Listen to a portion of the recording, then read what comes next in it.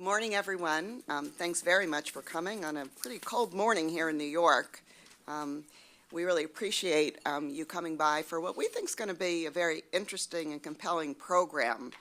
We're going to be focusing on the Asia-Pacific Economic Forum called Apec, which is a 21-member organization comprised of economies from Asia, Latin America, and North America. And we're not only going to talk about APEC, but we'll also talk about how APEC fits into this larger picture of Asian trade and investment developments. Generally, when people think of APEC, they think of leaders wearing funny shirts. And that does happen on an annual basis. I don't know if it's going to happen this year in Chile, but we'll ask you. But there's a lot more to APEC than that. And I think that is a kind of unfair picture. So before we go further, and I just wanted to share with you what I think are kind of 6 key points on APEC, and I think that will help you be able to follow this program a little better. And they're going to be very simple. Some of you know all this, so for those who do, don't correct me, just listen. First of all, APEC was founded in 1989. But it didn't become an organization that brought leaders together until 1993. And that's when President Clinton invited the other APEC leaders to Blake Island, Washington, many years ago. Were you there then? Or, yeah, Monica was there. It has, as I mentioned, is 21 members. I can't list them all off the top of my head, but there's some surprises in there, both who's in and who's not in. But the United States is in, China is in, Russia joined APEC a number of years ago. It also includes Taiwan and Hong Kong, and it also includes a number of Latin American countries as well. And then what came to a surprise to a lot of people this past year was that Papua New Guinea is part of APEC, and that's where the APEC meetings were last year. Number 3, APEC covers, it really is a broad agenda of issues. Sometimes it's been criticized for trying to do too much. I would kind of say the bread and butter, though, are really their work on trade and investment issues. Fourth, APEC's not a negotiating forum, and anything they agree on, it's non-binding, it's voluntary. And some people, particularly when I worked at the Office of the U.S. Trade Representative, used to say, well, if it's not binding, if there's no dispute settlement, what's the worth of working on trade issues in APEC?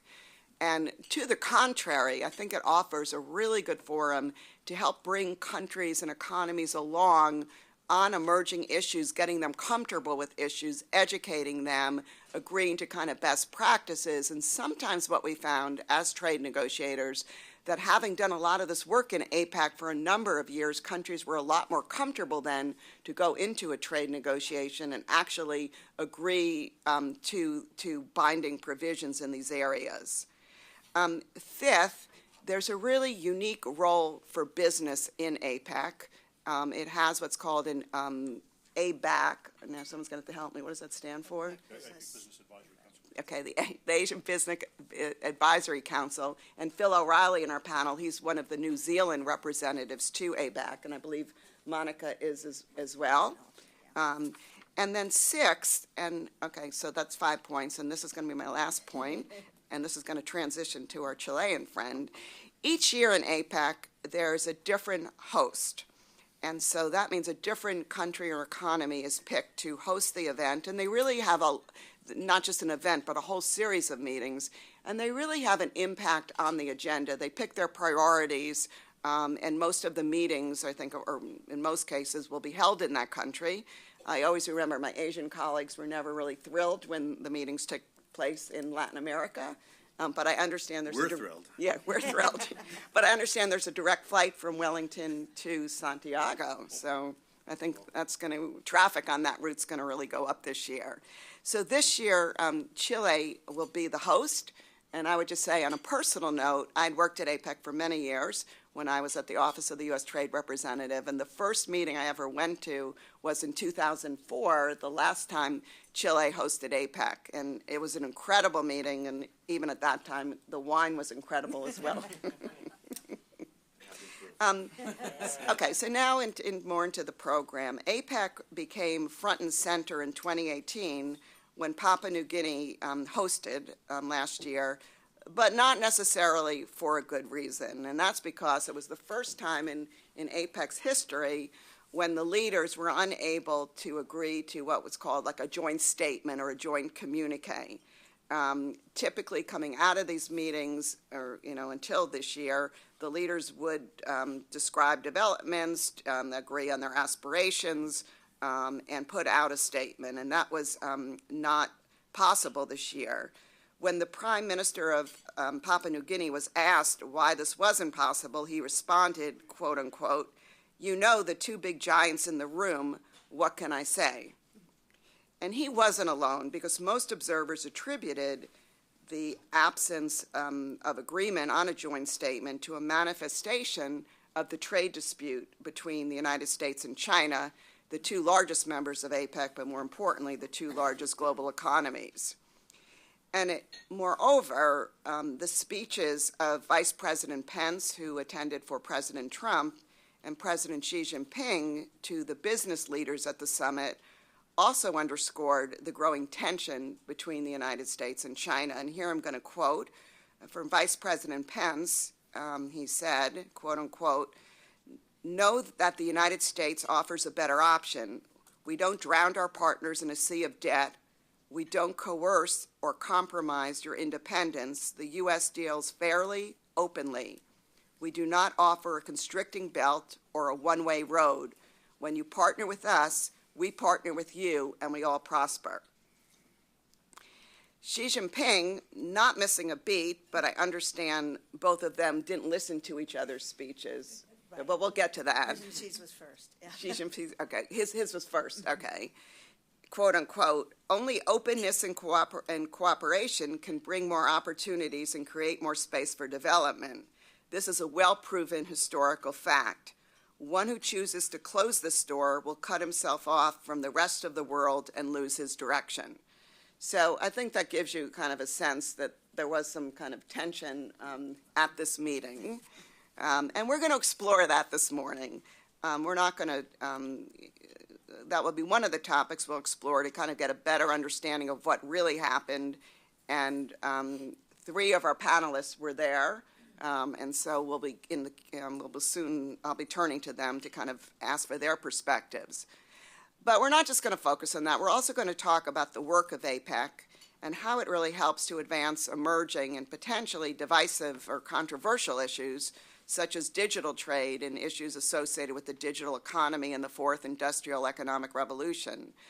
We will look forward and talk about what other issues will and should be put on APEC's agenda by our business panelists, and our Chilean colleague, Matias, will help explain and describe the priorities for Chile in its host year this year. And again, we'll talk about how APEC fits into the overall picture of Asia-Pacific economic relationships and growing economic trends and really growing uncertainty in the region as well. So to discuss these issues and questions, let me just quickly introduce the panelists. I think you all have their bios in front of you, so I'll be very short. First, I'm delighted to introduce the Honorable Ambassador Matt Matthews. He's been the U.S. ambassador and senior official to APEC over the past 3.5 years, which is a longer stint than most senior officials. So I think he brings a really interesting perspective, having worked on, I think you've been at 4 leaders meetings, yes, if I counted correctly this morning. And we're also thrilled, and congratulations to you, because you have just been confirmed as the next U.S. ambassador to Brunei. I had the honor of working with Matt during, I guess, the Philippines year, the first year, and it was just a real pleasure, and so I really look forward to your comments.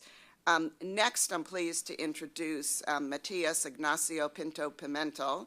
He is the head of the Economic Department and Trade Commissioner at the Embassy of Chile. And you really have an impressive career working both on trade and the environment, and we're really looking forward to hearing more from you. From the business side, I'm delighted that Monica Whaley could join us. She's no stranger to this stage, and she's no stranger to APEC.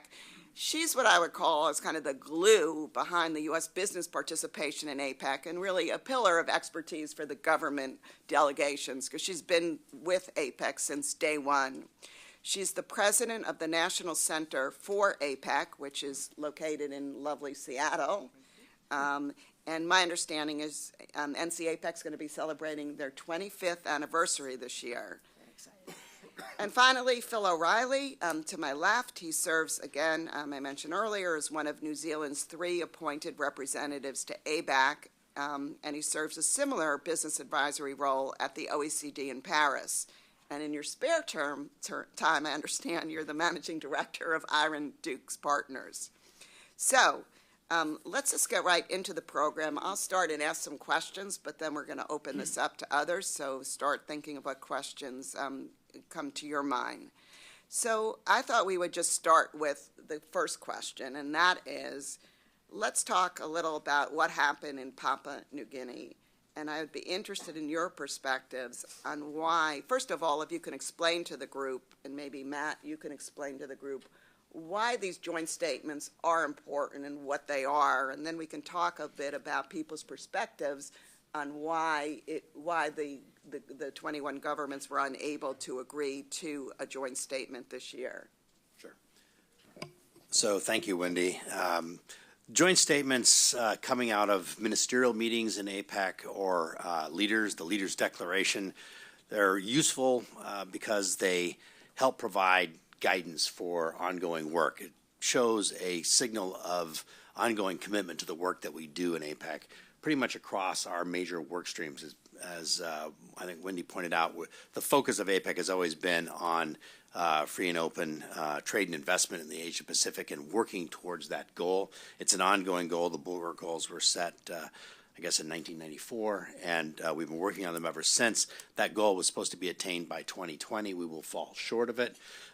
So we continue to work, though, assiduously towards that effort. And all 21 economies now are in a process that works across a large array of issues, but it focused on reducing barriers to trade and investment and working with the private sector to inform how we go about doing that, how to identify what barriers are important to address, how to go about coming up with best practices for grappling with them, because there's a large variety of differentiation among our economies, and there will be different ways in which they try to achieve it, but we know what we're trying to achieve. So we're not really prescriptive in saying this is exactly how you have to do it, but we try to develop the principles of what we're trying to achieve, and then each economy goes back and tries to make that work.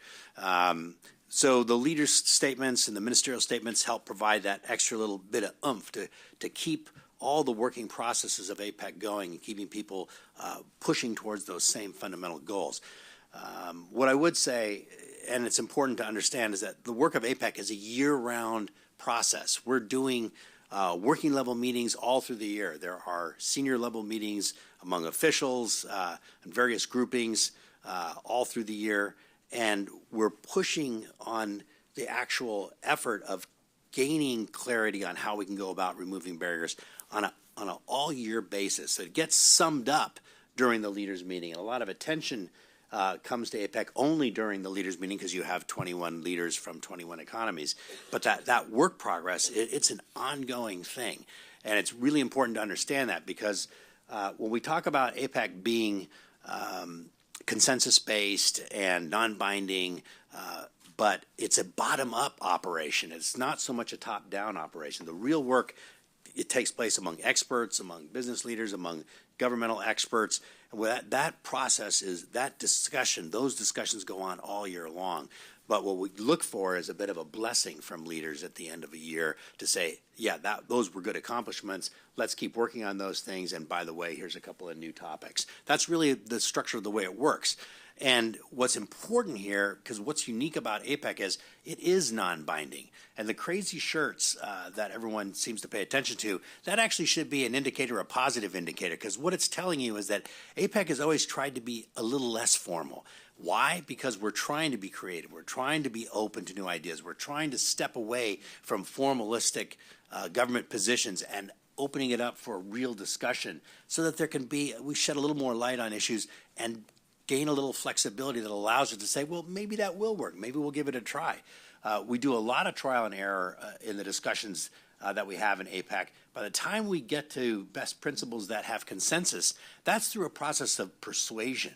It's just a persuasion through open discussion. People come to an agreement that, yes, this particular policy makes sense. Ongoing project for discussion is, should we have free flow of data across borders for the internet? There's still ongoing discussion. General perception is the digital economy can only really grow robustly if that's the case. Others are concerned. They have regulatory concerns, et cetera. We're continuing to work on that. But for trade facilitation, an area where all economies came to an agreement and all economies signed on to do it and all economies are implementing it, and they've actually reduced the cost of doing business as a result of implementing trade facilitation measures. That was a process of everyone saying, here's a way we can do things better. And what are we trying to do? We're trying to grow our economies a little faster. We're trying to spread the benefits of trade broadly, more broadly through our economy. And we're trying to encourage more people to enter into the benefits of trade within all of our economies. And we do that in a more creative environment by being a little less formal. That's it. Okay, well, you put a good spin on the shirts. Oh, yeah. It took you 3.5 years to I come up with that talking point. I bought into the shirts. Okay. All right, so let's just go back to the statement again. Yeah. My understanding is that the statement negotiation didn't break down over the work program. It broke down over who had unfair trade practices, or we're talking about the multilateral trading system, where we're talking about protectionism, et cetera. So I just want to put that on the table. Phil, maybe I can turn to you, because you were at the CEO Summit. You heard both the Vice President's speech as well as Xi Jinping's speech, and probably were pretty close to what was going on during the week. How would you describe the manifestation of the U.S. China trade dispute in the APEC meetings this year? Was it overblown? Was it overstated? Or, was it something that everyone was feeling? Well, it was interesting it's useful to picture the room. You're on a cruise ship, actually, this year. We were because the hotels weren't big enough for us. So picture that. It was quite a small room, maybe 300 CEOs or business people in the room. As usual with these kinds of meetings, a large contingent of Chinese business people, that's often the case, and a smattering of others, and really quite a charged atmosphere. The morning it started with a speech by the Prime Minister of Australia, then we had the Prime Minister of Malaysia straight after, then we had Medvedev from Russia straight after, then we had Xi, then we had Pence. So, you really saw a lead forward in terms of the main course, if you like. The way in which these things tend to work is what you hope is that the leaders will turn up and talk about APEC. That's what you hope. Sometimes they don't. Sometimes they use it as an opportunity to talk about other things, and that's entirely fine, no problem. But what you saw with people like Morrison, the Prime Minister of Australia, really used it as an opportunity to talk about Australia's free trade credentials and so on. And so did Medvedev, by the way. It's an interesting speech, obviously talking about Russian free trade. But they both used as an opportunity to talk about the APEC agenda effectively, whereas Xi gave a speech that was much more, if you like, a standard Xi speech, a relatively lengthy, very structured sort of a speech, talked about, continued on themes that he continued on for some time. I've heard him speak 3 or 4 times now. To the point that Wendy was making, he talked about China's connectedness to the world, the fact that they supported openness and so on. He talked about China's place in the world, the Chinese view of the WTO, for example, particularly issues around developing country status and special and differentiated treatment. If you're a WTO fanatic, you'll see, you know what I mean. So he gave, but it was quite for him, it was quite an aggressive speech. To Wendy's point, he made some pretty pointed remarks that could only have been pointed at the United States, and the nature of these things, one of the things that was striking about the meeting, and we saw this in Vietnam last year when Vietnam was hosting APEC, there was an awful lot of cheerleading in the room, a lot of people clapping and carrying on and thumping of feet and all that sort of stuff, lots of voices in the room. So he went off, and then Pence came on and really didn't give an APEC speech at all. It was a speech, as I say, there's no criticism, but he gave a speech that was very much a follow-on from the speech he'd given a couple of weeks earlier, where he'd made some quite, for those of you who study these things, he made some quite pointed criticisms of China, and he carried that on a little bit through this speech. What he said that was really interesting, I thought, particularly given the fact that we were in Papua New Guinea, and once again, picture this, was you drive through downtown Port Moresby, you will see an awful lot of Chinese flags, Chinese signs, because the Chinese are very much invested in physical infrastructure in Papua New Guinea. That's, it's a big part of the Belt and Road Initiative. So Pence turned up and really talked a lot about the American view around aid to the Pacific, and later that day announced some quite significant aid programs, including a new military base in Papua New Guinea, so elsewhere in the Pacific, in Manus, which he maintained was led by the Papua New Guinea government. So it was really quite a strong speech, and also a speech that was also marked by a lot of clapping and a lot of foot stomping and stuff. So lots of cheerleading on that side as well. So one of the more aggressive speeches I've ever heard by a politician, as a matter of fact, when he said what Wendy's just told you, he said, the constricting belt and the one-way road, I turned to my colleague and said, gee, did he actually say that? That's an extraordinary thing to say. So quite pointed, quite aggressive language, I thought, from a very senior US politician. So one of the interesting things about what happened in that speech was that you saw some of that leak into the business audience later in the day. Now, what's really important about APEC, the business also makes a statement to APEC leaders, right? So we have 4 meetings a year of the ABAC, the Business Advisory Council. Part of what we're doing is that we're attempting to assist the senior officials, Matt and his colleagues, around some of the policy work, but also we're leading into a statement to leaders as well. One of the critical issues about that business statement is that each year it's a consensus business statement. In other words, the business communities of APEC member economies, including China and the United States, agree to language that goes into that statement to leaders. And those statements are generally very strong, they're generally very pointed, they're generally very positive and constructive about the role that APEC might have out for the next few years. No different this year. We had a consensus statement that was quite strong, that I thought was quite a constructive statement, and that had been signed off by both, in this case, both the Chinese and the US business representatives to ABAC. But even after the leaders had their little piece of verbal fisticuffs, if you like, in the room, you saw some of that leaking back into the business conversation later into the day, a little bit of cheerleading of some of the leaders or some of the arguments on either side. We wouldn't want to see that continue on too much, frankly. You want to get back to the knitting, really, at times like this where governments are having arguments. Really what you want is the business community staying firm to say, actually, here's what we want. We're not going to have these disagreements amongst ourselves. We actually want free trade. We want better investment rules. We want free movement of data. We want free movement of people. We want a lowering of tariff and trade barriers of one sort or another.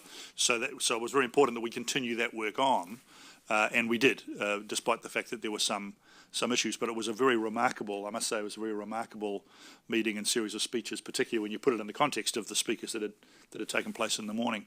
Just a quick word to finish on the leader's statement. I think it's really important to understand a little bit about that leader's statement. I suspect one of the reasons it wasn't agreed was that it was Papua New Guinea. And I think if that meeting had been taking place in Japan, I think Prime Minister Abe would have demanded a statement. He would have had some weight in that debate. But Papua New Guinea being the smallest and least developed economy in APEC, I don't think there was the weight that the government and the people of Papua New Guinea had to get us there. Bear in mind also that joint statements of one sort or another are pretty hard to get to around the world right now. If you're sitting in the G20 process, as I am, they're pretty tough to pull out. I mean, there was a joint statement coming out of Buenos Aires this year. It was a hard-fought statement. The OECD has not had an agreed statement coming out of the Ministerial Council meeting, which takes place in June each year. They've not had a joint statement for the last 2 years, and China is not in that room. Bear in mind, that's an American issue. The Americans are the ones that are standing in the way of a joint statement there. So when you get these kind of big kind of directional debates going on in the world, joint leader statements are often the victim. Certainly, even if you get them, they tend to be a bit beige. They tend to be a little bit grey, not particularly pointed, because it's quite hard to get the language. So make sure you put APEC in the context of some of the other stuff that's going on around the world. Well, thanks for that. And Monica, you were there too. How did the U.S. business community view the developments in Papua New Guinea? Well, I think there, first of all, was quite a strong U.S. business community presence in the meetings. As far as the business side goes, the CEO Summit, there were a number of U.S. companies who were sponsors of the CEO Summit. There was a number of U.S. executives who were present and active in all of these activities, which I think was a very strong, considering how hard it is to get to Papua New Guinea and how uncertain, frankly, before everybody got there, people were about what the situation would be, how we would move from place to place and that sort of thing. And I guess I wanted to start by saying, actually, Papua New Guinea, knowing, having been there a few times now, what they had to work with, they did a remarkable job, actually, with this very large international event that had quite a lot of media coverage.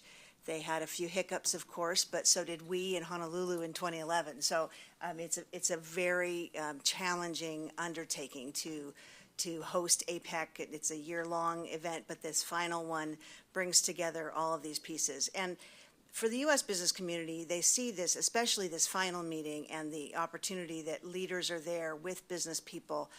It's really a time to, as Ambassador Matthews said, to sort of set out the vision for the coming year of APEC. This is where you say, here's what we'd like to see. The APEC Business Advisory Council tees up, says this is all of this work that's going on in APEC currently is good, and here's our input to it, but here's where we really think you need to be going. And back in 2004, at Wendy's first meeting, the then Chilean chair of ABAC was the one who first put the idea of a free trade area of the Asia Pacific on the table, and this was very new and challenging to officials which hadn't been talking about that to that point. So the business community's role from APEC-wide is really to continue to challenge and continue to think ahead, continue to create sort of this test kitchen of ideas that APEC can try and again, as Ambassador Masters was saying, that they do a lot of sort of testing work and building consensus and building socialization of issues through these efforts, experimental efforts and things. So the U.S. business community that is present at those APEC meetings, especially in a place like Papua New Guinea, are the ones that have been involved consistently all along the process. And they're engaged throughout, going to senior officials meetings in May to talk about digital trade, or they're going to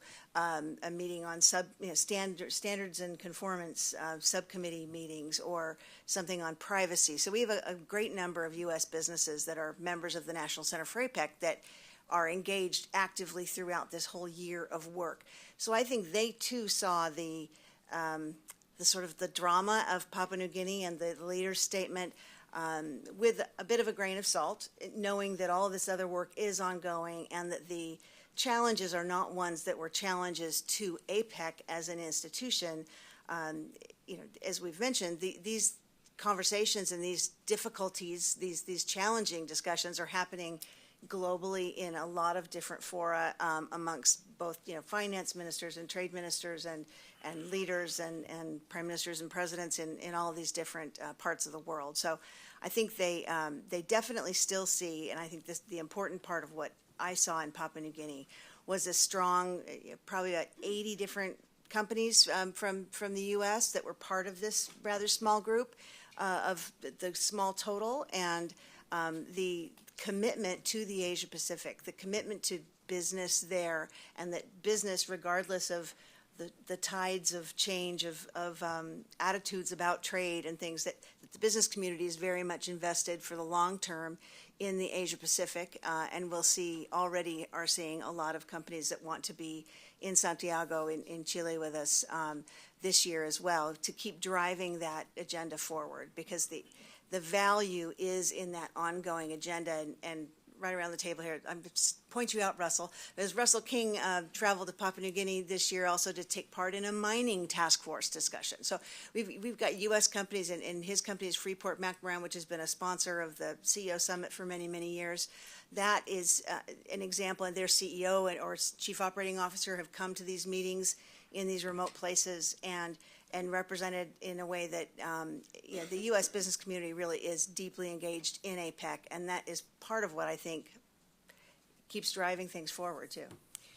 Okay, thank you. Okay, Matthias now. So I hope you're not regretting, your government's not regretting its decision to host APEC the this pressure year. is on us. Yeah, got some pieces to pick up. So Yeah, we'd but- be interested in kind of your views on going into your year. What are your priorities, and how are, can you play a bridging role between the U.S. and China? Well, definitely, but back into the joint statement, we need to understand that usually the APEC joint statement is a reflection of the spirit and the reputation of APEC as a consensus-based forum. And of course, not having a communiqué or a statement is a setback for APEC.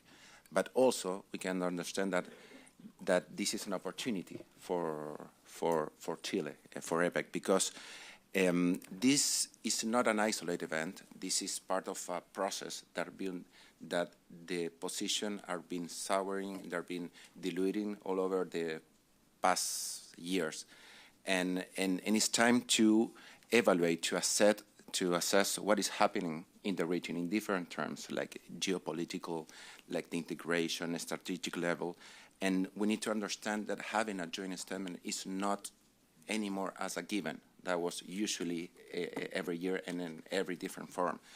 And also we can think, Chile is trying to think positive, you can imagine. Also can be positive because we realize what are the main difficulties, the main point of content that we have now in APEC, and this the role of APEC in the multilateral trading system, and how we'll face this FTAAP. This is like the free trade area of Asia Pacific, and that's why Chile wants to to have a proactive approach on this issue, of course, because definitely we'll work for having a joint statement, and we want to bring back to life the APEC's original spirits and goal. In fact, I think they have been losing for the couple of years. This is a non-binding, consensus-based forum for regional cooperation and integration, and taking that into consideration is the perfect forum that people can present their ideas, can have an open dialogue, and in a non-binding manner. And that's why I think we need to come back to the basics. We need to have more dialogue, less like speech reading. Phil already said that usually what the President Xi Jinping stated was pretty much a continuation of other statements that are already said in different form.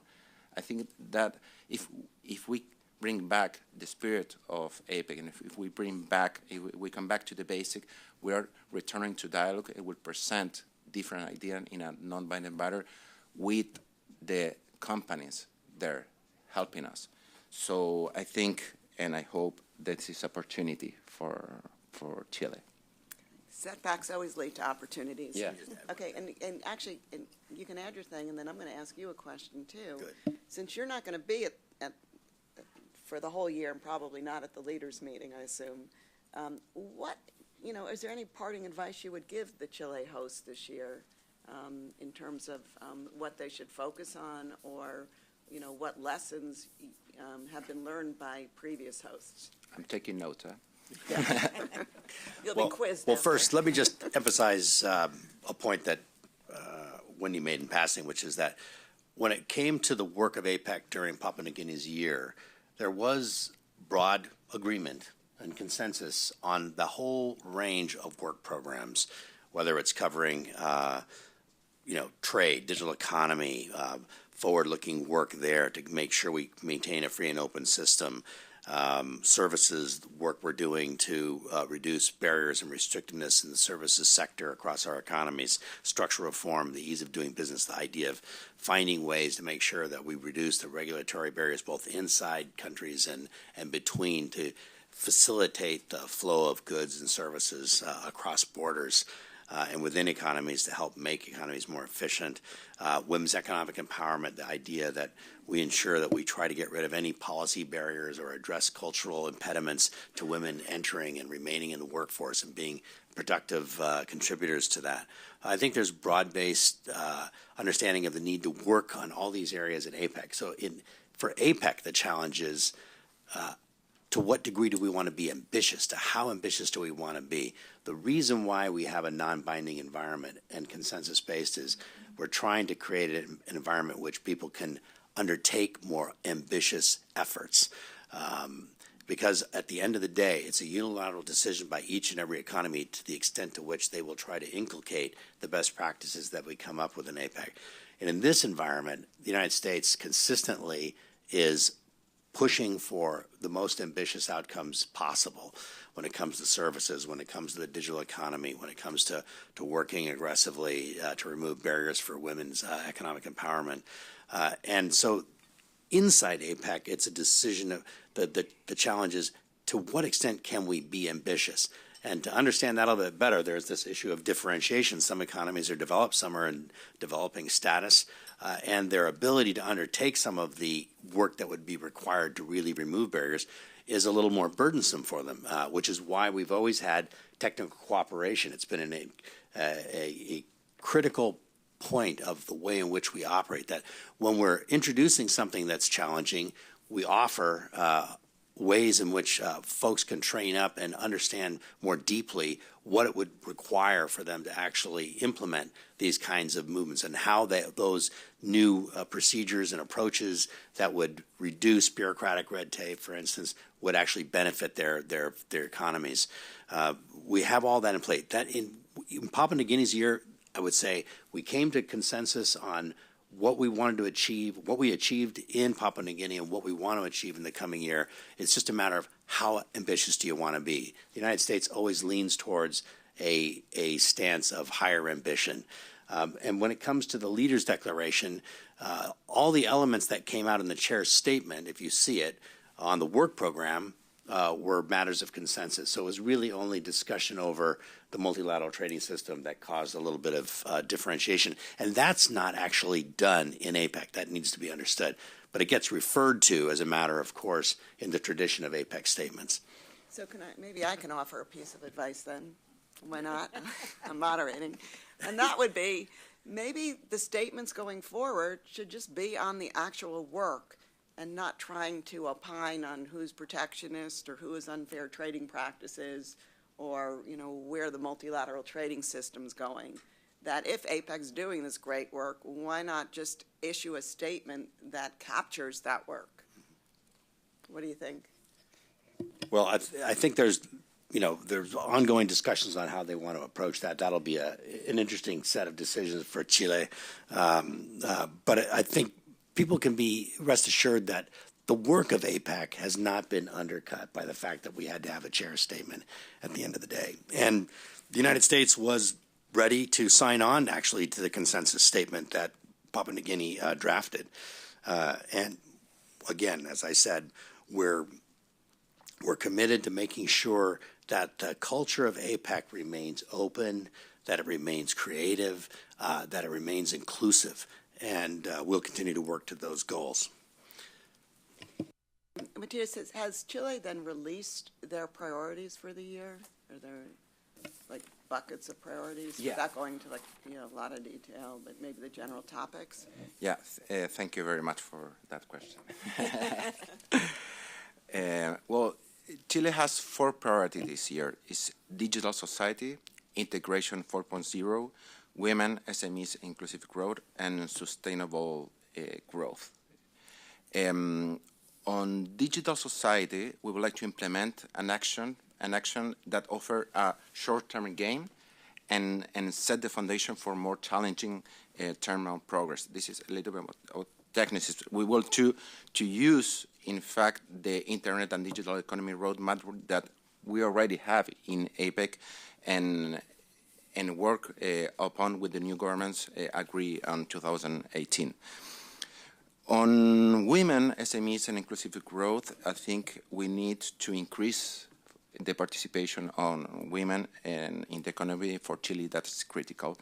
And we like to attract women, retain and promote talented women in areas and industries that are traditionally dominated by men, at least in Chile. It's like mining, it's energy, it's transportation.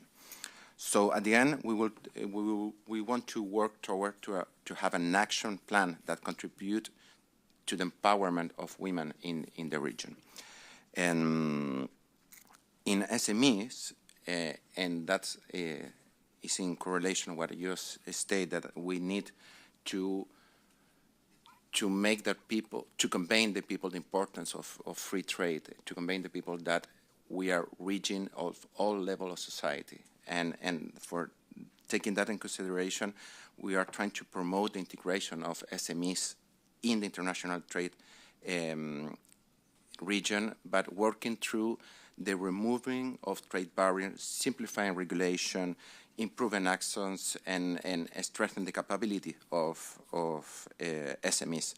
And of course, we need to increase the education and the promotion, the certification, and all this training base for SMEs. I think that's what is going to be very important part of the work that we'll have in Chile. Well, integration 4.0, I think is a little bit related with all the priorities, because it's trying to take into consideration that we are not facing the 21st century, the fourth industrial revolution, and we need to have a more comprehensive, not only regulation, but also infrastructure for reaching the digital area. So we are, but how we approach that from an Apec perspective, from a Chile-based perspective, we'll put effort in global value change and custom and border management, optimization, skill mobility. I think that's very important for Apec region, especially under this circumstance, and trade facilitation and working with a smart border and smart logistic and intelligence trade. And finally, is sustainable growth. Chile will focus on the protection of the ocean. This is a national priority since a couple of years, and President Piñera introduced, in fact, this priority himself. And we want to work on a pilot project for monitoring, in fact, marine debris or marine garbage. That is marine debris is the technical word, is garbage at the end that we have in the ocean. And we want to advance to having a global standard or regional standard on that manner. Also, we would like to promote the commercialization of products without mercury added. Also, on the sustainable growth priority, we would like to give a deep focus on sustainable energy. Having a cheaper, clear energy impact directly not only economy, but also society itself, the environment, of course, and we would like to intensify the work in electromobility. In fact, in Chile right now, we're moving in a very fast-paced, I think, to having a public transportation electric bus, like we are changing our traditional bus for electric bus. So it probably in a couple of years we already have a pilot that for 90 buses in Santiago itself, and then we're taking small steps. And then, and finally, we'll work towards smart city and sharing, of course, best practices, integrated system services, harmonizing system, and at the end, sustainable urban infrastructure. That's the fourth priority. Well, thank you very much. I'm just going to offer one more piece of advice, having worked on the U.S. host year in 2011, and that is, I think we started the year with 4 buckets as well, with a lot of priorities under each one. And I think, by the first quarter of the year, we found it necessary to really hone in on 1 or 2 things under each bucket, or you end up kind of you have so many priorities that it's hard to really have deliverables at the end of the year. but that's just my 2 cents. Monica, you're nodding your head. Does business agree with that list, or do you have other things? Well, no, I think the businesses, what I like about what Chile has done, first of all, they've been in conversation with the business community over the past probably year and a half that they've known that they were going to be chairing APEC, and they were thinking about what should our priorities be. And they've done a lot of talking both to the other economies and in the business and government side. So they've put a lot of thought into this. And I think that what they've chosen really weaves together nicely a lot of the different things APEC has been working on and making progress on in this kind of ongoing way. One of the things I wanted to point out that I'm so glad that Matthias pointed out was when they talk about inclusion and inclusive growth and the way that technology can enable that and foster that, one of the things that is important also as a pairing to that are the things in trade facilitation, which can put everybody to sleep if we decided to just really talk about customs and things like that. But it's so important for small businesses to be able to have those kinds of facilitations that allow them to do business on the internet. It's opened up a whole new world for people, but how many people know how to fill out a bill of lading or, that know what to do there? When people say that free trade and this issue of trying to liberalize trade is really only for big corporations, they're the only ones that really benefit from this, the people like, Boeing and Caterpillar. Really, those, Boeing and Caterpillar, they have plenty of people that can figure out trade laws and how to work them and how to fill out bills of lading. It's the smaller companies that really take it, are getting the advantage of making things simpler and more efficient and clearer. And one of the things that APEC has done over the last several years in this area is try to move all of the APEC economies as far forward as they can move on the World Bank's ease of doing business list. I mean, this is a kind of numeric thing. I've moved from number 88 to number 47, and these are, very tangible kinds of advances. But those advances are not just for the huge, multilateral corporations. That really where they impact are the small and medium enterprises throughout the countries, and the internet then has made a lot of that possible. And I think that it's nice the way that Chile has really married those things together in their priorities. I completely agree. And so if you want to make trade more inclusive, which is what we should all be wanting to do, the primary way you would do that in the next few years is to increase the participation of women, other underrepresented groups such as migrants, those in rural communities, for example, and SMEs, micro businesses in particular, into trade. And the main way you would do that is online. Frankly, they're not going to fill a container full of stuff, generally speaking. They're going to go online and sell something through Alibaba or through eBay or whatever it might be. So to Monica's point and Matthias's point, it's very, very important you get those quite boring trade rules right. Otherwise, you're simply not going to be able to go across borders, and there's not much of an opportunity for them to spend a lot of time trying to work through the kind of mud and the difficulty of unclear rules. Another point I'd make to the Chilean priorities this year is oceans policy. That's quite an interesting thing. It's surprising, really. APEC is, of course, the Pacific. It's a big ocean out there. It's not close to you, but it's very close to me. In fact, I can taste it on my tongue every day as I go to work if it's a bit windy in Wellington. The fact that we can think about oceans policy is a good example of a country in a host year introducing a new idea to the table. And whether that is just a Chilean thing, who knows? Malaysia's the country after Chile, then it's us, then it's New Zealand in 2021. So whether that becomes a part of the ongoing conversation at APEC or not will be down to whether or not there's this voluntary thing that Matt talked about, down to whether or not other countries pick that up and there's some value in that conversation that's over and above the value that you might see from other organisations dealing in oceans policy. But you can see that it's a good example of the value of different countries hosting it every year, that they bring their own ideas to the table. Last year, of course, Papua New Guinea, small matter of mining there. It's a big issue in Papua New Guinea, of course, massive mines and drilling for oil and gas. So they brought that to the table. They said, how can we make mining and oil and gas exploration a more valuable thing for the Asia-Pacific region? So each country each year brings something to the table. That's very valuable. Business supports that. touch on one more topic, and then we'll open the floor up for questions, and that is the topic of the possibility of expanding membership of APEC going forward. The Asia Society Policy Institute, about a couple of years ago now, we published a paper as a result of work done by the president of the Institute, Kevin Rudd, with others in the region, about the importance of APEC allowing India to join APEC. This is a quite controversial subject in Washington. If you get trade folks in a room with, the foreign policy types, they're completely different views on whether India should join or not.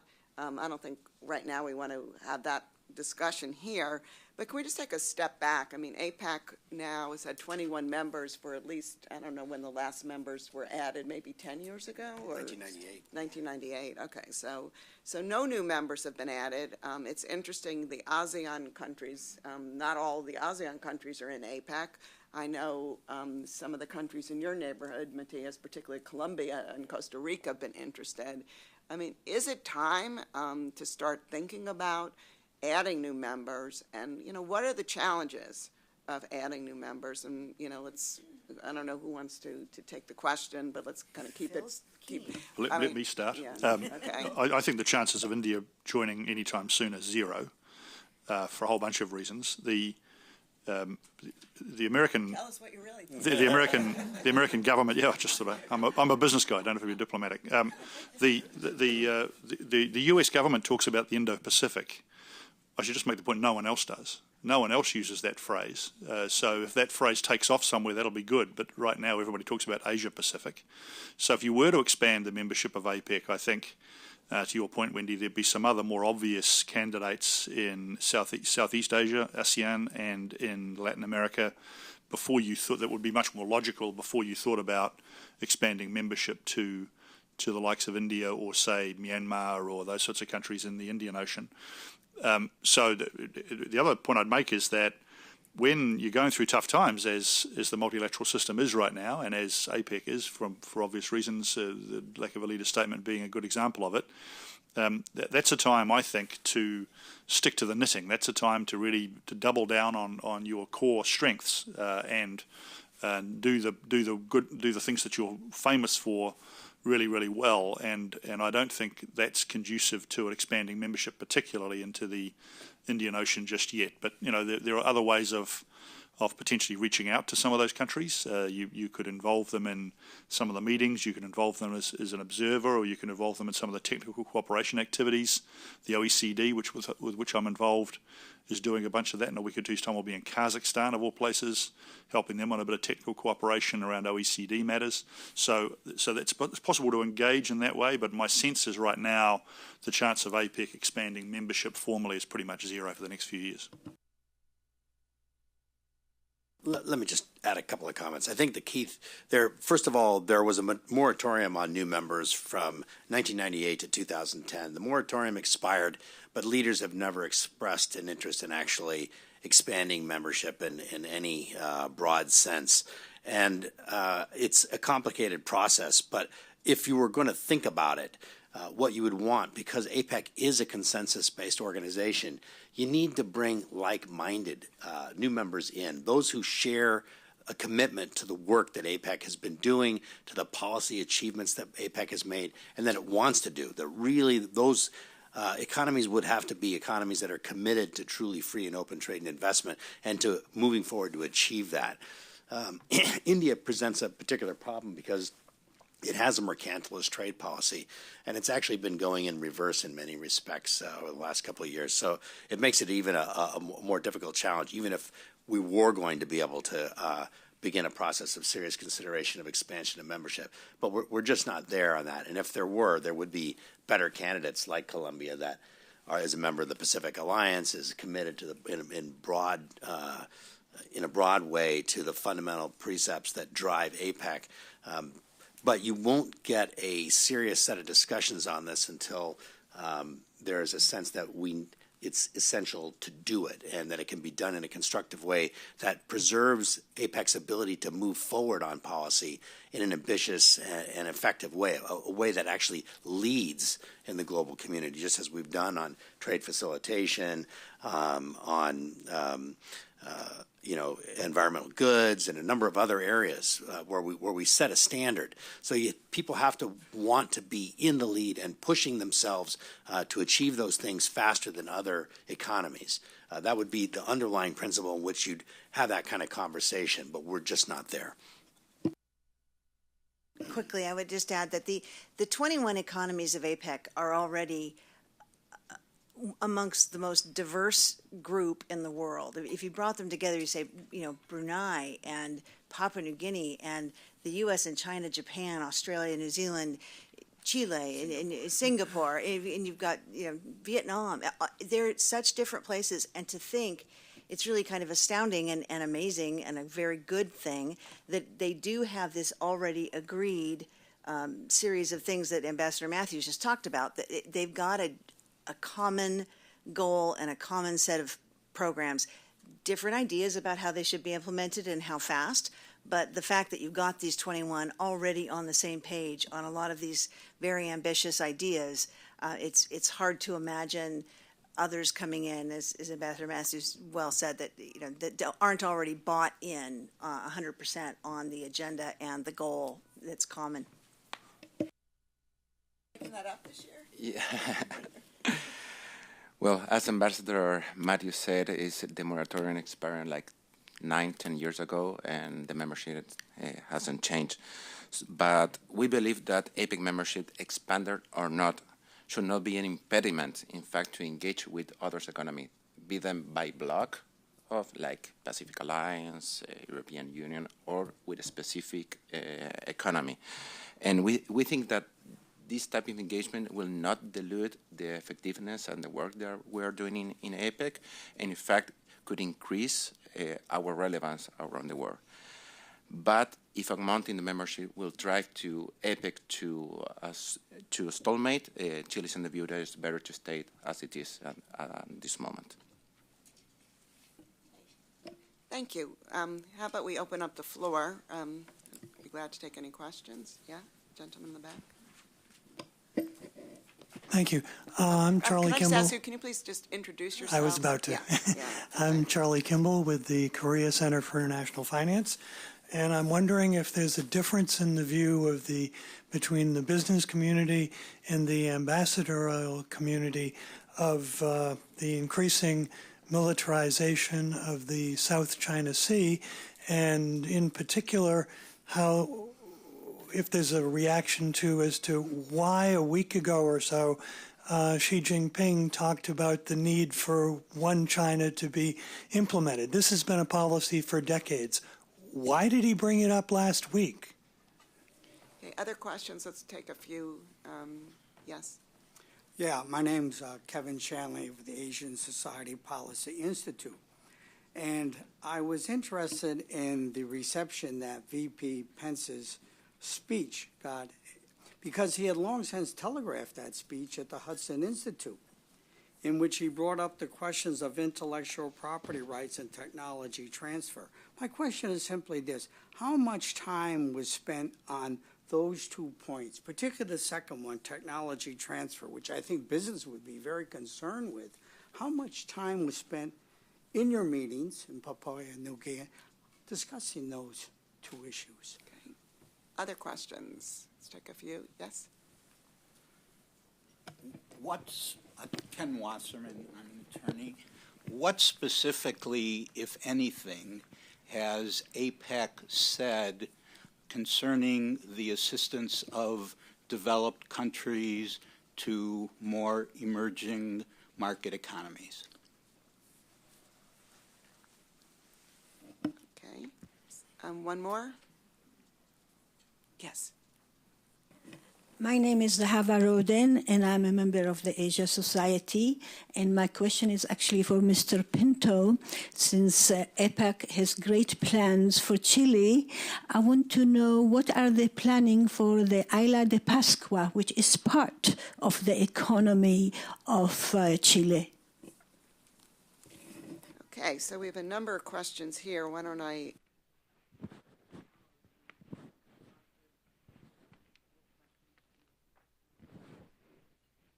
Couple. Okay. For Mr. Kimball, key thing about APEC to remember is we are completely focused on economic policy. We don't get into geostrategic issues. We're focused on economic policy for a purpose. It's our comparative advantage to be focused there and to be non-political. And APEC commits itself to doing that. And so whether it's South China Sea or One China policy, we just don't get into those issues. And it's by intention. The goal is to get stuff done by focusing strictly on economic policy issues. When it comes to the issues of IPR, there is an IPR track in APEC. Technology transfer has not really been an issue, I think, of discussion, frankly, but IPR and IPR protection as a core kind of element of a good investment environment, one that will foster development faster, has been an issue in APEC and will continue to be so. And last but not least, development assistance. Well, APEC is not a development assistance organization. It's focused on the supposition that free and open trade and investment will drive growth and prosperity in the region, and we focus on that. And again, it's an issue of comparative advantage. We try to have that focus. We let development agencies within the World Bank, UNDP, focus on the development side of stuff. But what we always have had was capacity building. And developed economies within APEC do provide that. And the United States does that to the tune of around 4 million every year. And it's directed at pushing forward on programmatic work that we've all agreed to do in APEC. And I think that's actually been very helpful. But it's got to be targeted to the effort of creating the right policy settings for trade and investment that will actually spur growth and create jobs. Just to very briefly follow on from Matt, is business concerned about militarization in the South China Sea? Of course we are, because a lot of trade goes through there, but it's not a matter that's discussed at APEC for the reasons that Matt talks about. We talk about it elsewhere. The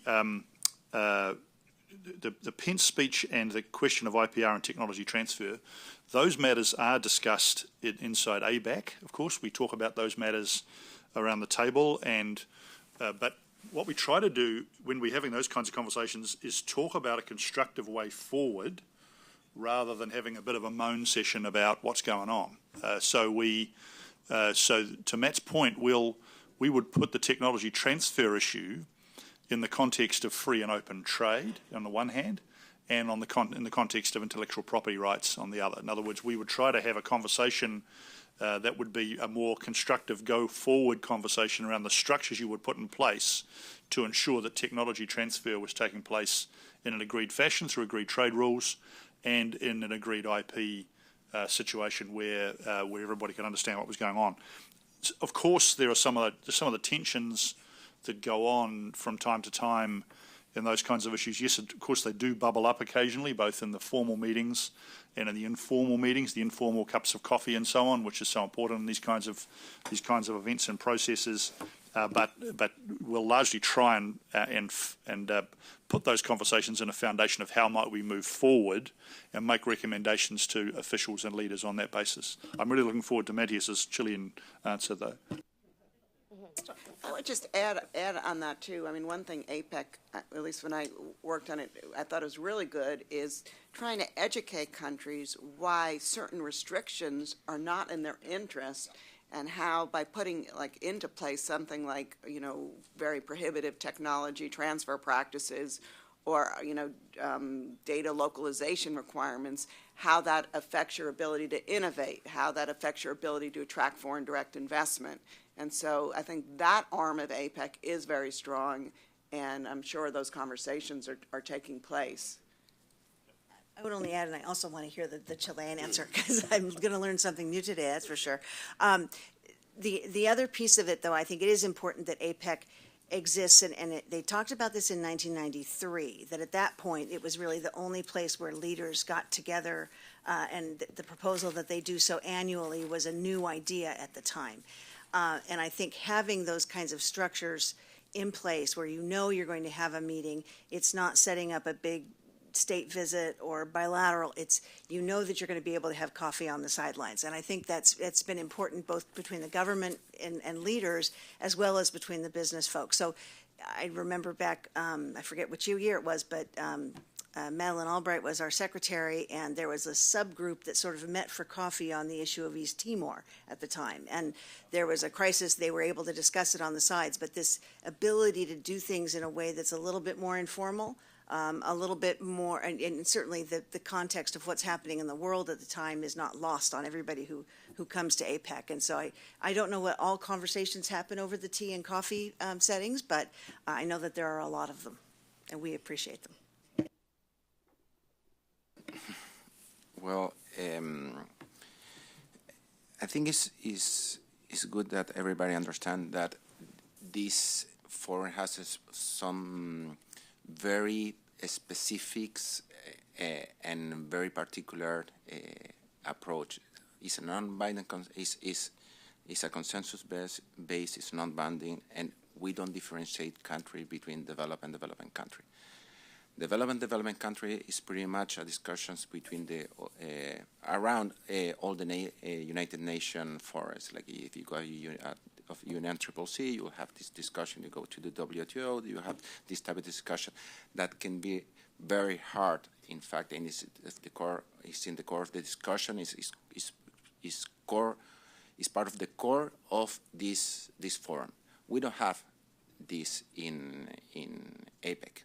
And we are glad at that because we are equal, but of course we are different. We have different state of development, and we need to approach that from a different perspective instead of having differentiation. I think that's very important.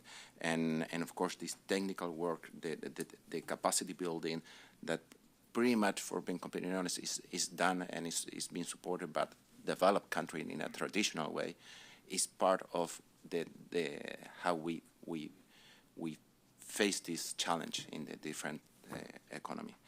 Regarding the question of Easter Island, well, Easter Island is I think probably is the most isolated island in the world. Is 4,000 kilometers on the west coast, east coast of Chile. Is like 5 hours to arrive to airplane, and then you have a pretty much small island that pretty much I think everybody knows because it has the moais on, and I was quite impressed that not many people know that it's Chilean, in fact.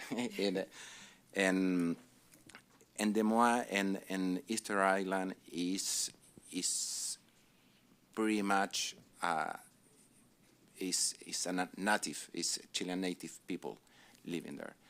And so it's my understanding that we don't have any meetings there, but it's taken into consideration in 2 areas, in fact.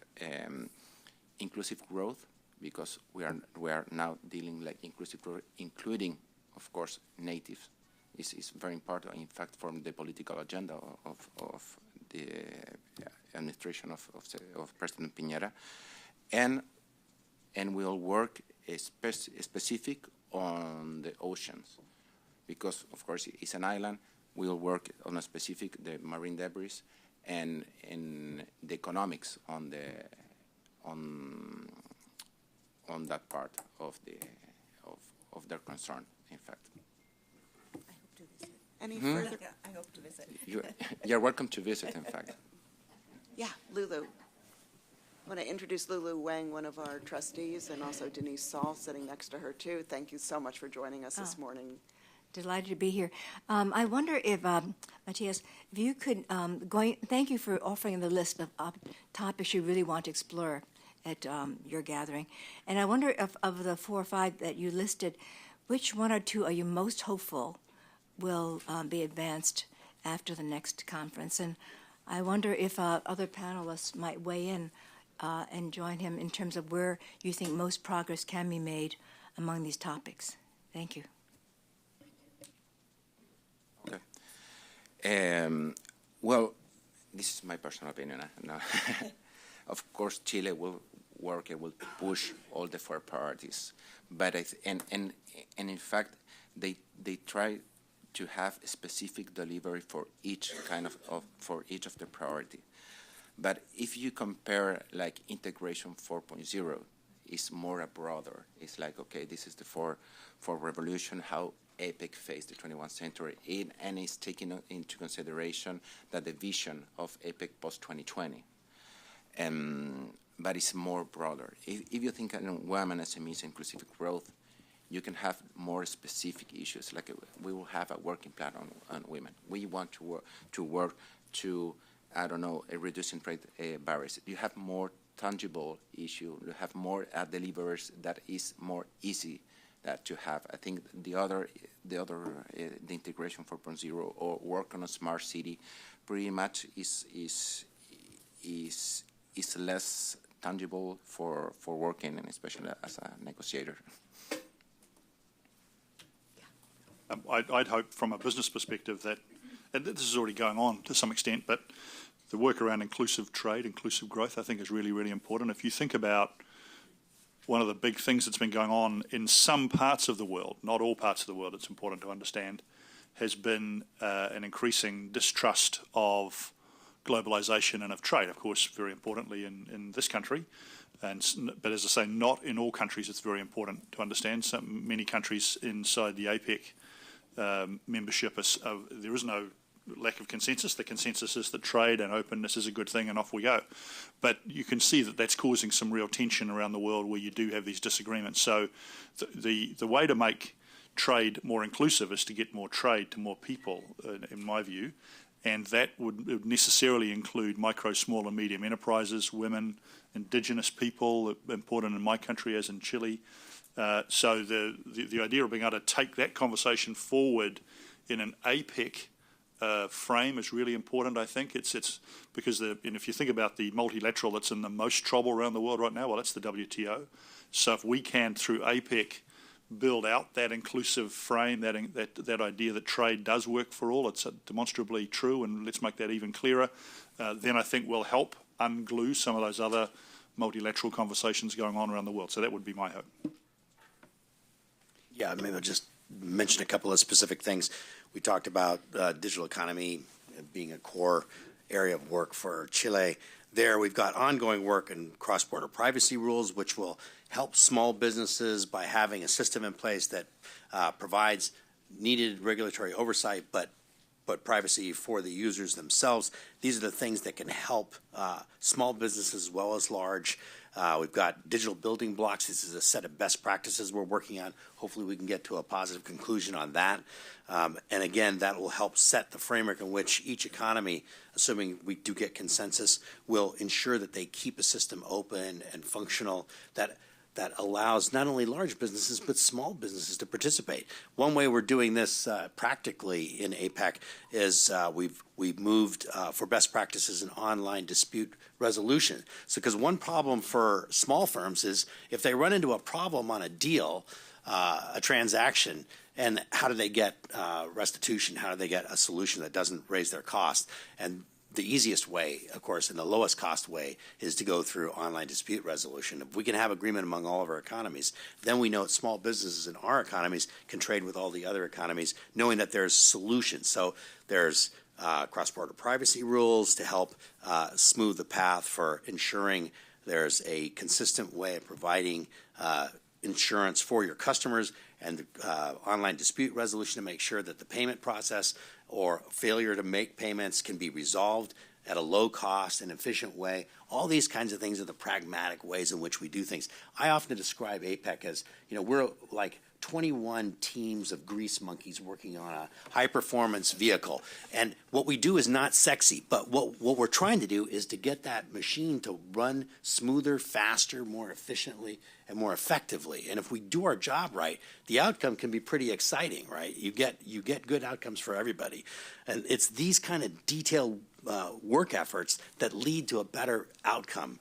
On services, of course, the key thing here that we've been working on for the past couple of years is to get agreement among APEC economies on a trade restrictiveness index for services, basically working off the OECD, but with some adjustments to meet the needs of APEC economies. But once we get that set of metrics in place, then each economy can use that and share data on what their barriers are, how they're going about reducing them. And if we can do that, again, it's an incremental process, one which we'd like to see come to a good solution by 2025, but it's this understanding that real inculcation of opening measures takes time, but if you give it the time, each economy will undertake to do those things and we'll be at a better place at the end of the day. And when it comes to women's economic participation, when we talk about inclusiveness, in APEC, the two major ways that we do this is reducing barriers or bureaucratic red tape that prevent small and medium enterprises from entering the global economy. And remember, about 95% of our firms tend to be small and medium enterprises. So if we can lower the cost by getting rid of that unnecessary red tape, making it faster to register a business, providing secure payment systems across borders, all the different kinds of things, pre-customs clearance for goods, everything that would reduce costs, if we can do all of those things, inherently, you're going to make it possible for more and more businesses across the breadth of your economy to participate and benefit. Women's economic participation, in the United States, the women's economic participation rate is somewhere around 66%, I think, and it hasn't gone higher in the last couple of decades. We have room to grow. In Chile, I think it's down in the 40s, and there's definitely room to grow there. And I think all of our economies understand that we can't maximize our growth potential. We can't maximize the benefits of the economy unless we have a higher percentage of women actually participating in our economies. And that means getting at those barriers, and we're committed to doing that. And I think we'll get something because this year is the first year that any economy in APEC has made women's economic participation a priority agenda. This is something that Chile really needs to be recognized for, and all of us should deeply appreciate. It's a process that was set in place in 2011 when the United States hosted, and it's been an active work program ever since, but Chile is taking it to a new level. So when we convene next year at this time, we'll assess whether progress is made on these issues, but these are really important issues. One more thing to add on that. If you look at the trajectory of the next three hosts of APEC, after Chile comes Malaysia and then comes New Zealand, I think I would be very surprised if the women's economic empowerment and inclusiveness, along with the opportunities that the digital society offers for that goal, are not central to each of those three economies' themes. I think and we'll look at probably different ways. In New Zealand, I would suspect that some of the more things on agriculture, the ways that the digital society is affecting rural communities that produce food and different ways it produces food and moves it around, that will probably be a focus. In Malaysia, you might see more on health and medical kinds of things and the way that the digital society is changing that and trying to bring in more people. So that just as a trajectory, I think will shift a little bit, but I think those two elements will be central to the future hosts as well. And perhaps we can conclude with that. I think, Monica, you've made a really good point that even though there's a different host each year for APEC and they have their priorities, there's a lot of merit to coming up with a work program that can be taken host by host, and they can build on the deliverables achieved in 1 year. Well, thank you, everyone, this morning for joining us, and please join me in giving a big hand of applause to our great panelists this morning.